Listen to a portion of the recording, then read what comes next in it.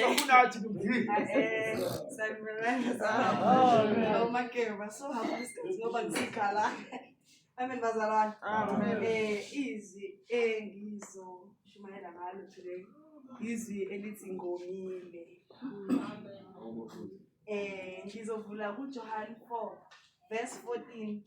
Lapho lithi kepha loyo oyakuphuza emanzini engiyakumnika wona akayikoma naphakade ngokuba amanzi engiyakumnika wona ayakuba kuye ngumthombo wamanzi aphuphumayo kuze kube ngukuphila kwaphakade. Haleluya bazalwane.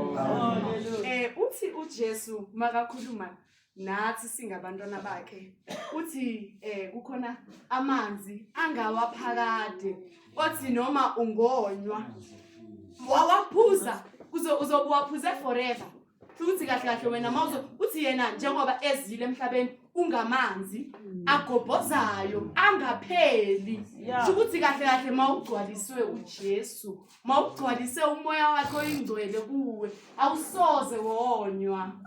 Inyama yakho vele sihlale sisho sithi inyama iyademela bazalwane ngoba inyama ikufisa konke, ifisa konke. But ke mawungabe umuntu ohleli kuNkulunkulu, into kumele ukuthi wazi ukuthi ukonywa kwakho angeke kufane nokomunye umuntu. Wena uyonyula ngazelela ukuthi ufinyelele kulazini iqiniso, ufinyelele kumazisisini uNkulunkulu. But omunye umuntu angonyelwa izinto zasezweni esaziyo ukuthi ziyaphela bazalwane. Isikhathi sakho sifishane kanti thina njengoba sidla silungiselela umbuso waphakade.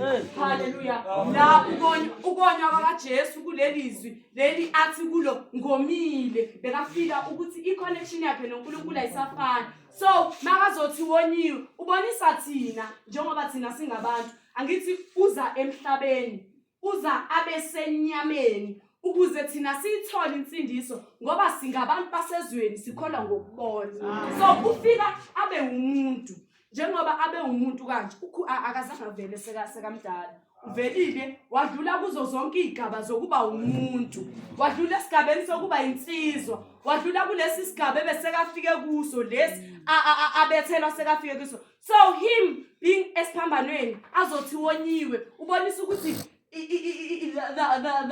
like inyama yakhe iyafeel ama emotions onawo. That's why athi wena mawonyiwe mele uze kuye ngoba uyakunderstand ukoma, uke weza wabasenyameni for him to actually know ukuthi kahle kahle umuntu osezweni ufila kanjani. That's why athi mangizoletha akasungu uNkulunkulu othi uNkulunkulu osemoyeni kuphela ngoba uke weza enyameni, uke wahamba lapha esihamba khona, uke wadlula kule igaba esidlula kuzo nezinhlupheko esidlule kuzo uyazazi. That's why athi thulani imithwalo yakhe kuye ngoba yena understanda konke. uNkulunkulu understanda izimo nala isiphambanweni beka understanda ukuthi makazothi wonyelwe ibandla. Cabanga uJesu sekafika emhlabeni bese angazuzi ngisho nomuntu munye ebekemzele ngoba makazothi kubaba athi kubaba thumela mina bekangazelanga abantu abaningi, bekazelo yedwa nje uzoyifumana insindiso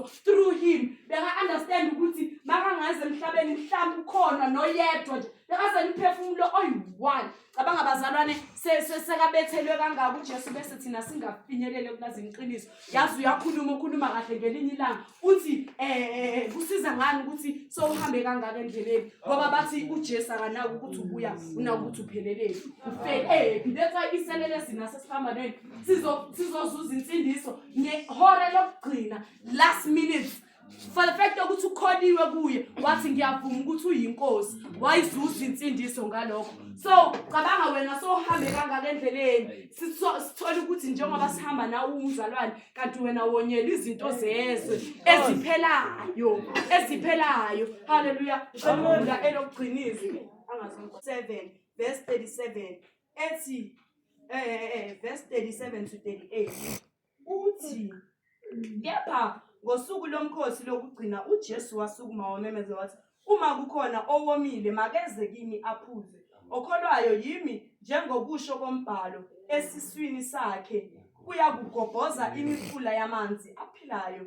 wayekusho lokho ngomoya abaza sengivile. Okay, amen bazalwane.